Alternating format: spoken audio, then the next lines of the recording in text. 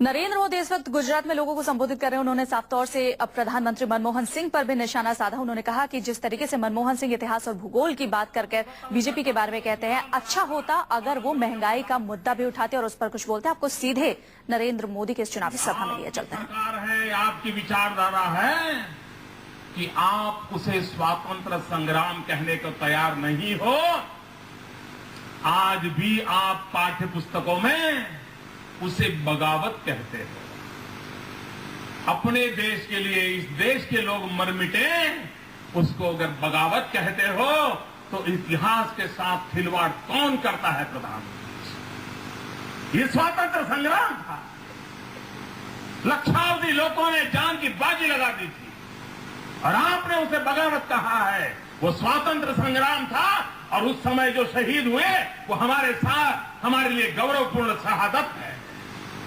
प्रधानमंत्री जी, मैं पूछना चाहता हूं, आप इतिहास भुला देने में किसका का काम है? हिंदुस्तान को इतिहास भुला देने का काम किसने किया है? देश जानना चाहता है। इस देश के आजादी के सैनिक अंडमान निकोबार के सेल्युलर जेल में रहते थे। अनेकों ने अपना जीवन दे दिया था।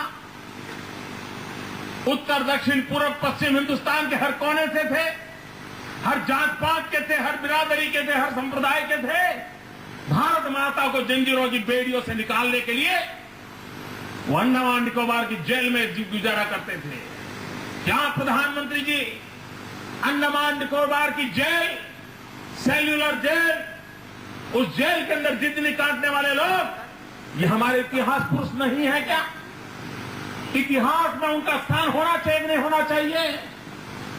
एक परिवार की भलाई के लिए हिंदुस्तान आजाद होने के बावजूद भी उन नामों को हिंदुस्तान की नई पीढ़ी तक पहुंचने में आप लोगों ने रुकावट डाली हुई है।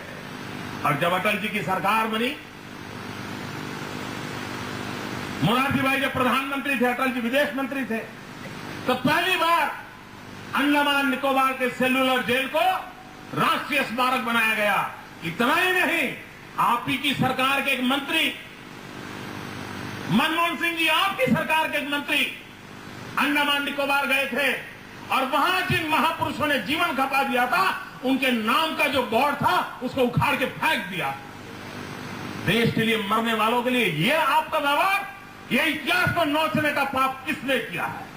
प्रधानमंत्री जी, आप इतिहास को याद करते हैं, मैं भी आपसे पूछना चाहता हूं। इतना ही नहीं, प्रधानमंत्री जी, बाबा साहब आंबेडकर का योगदान कौन नकार सकता है?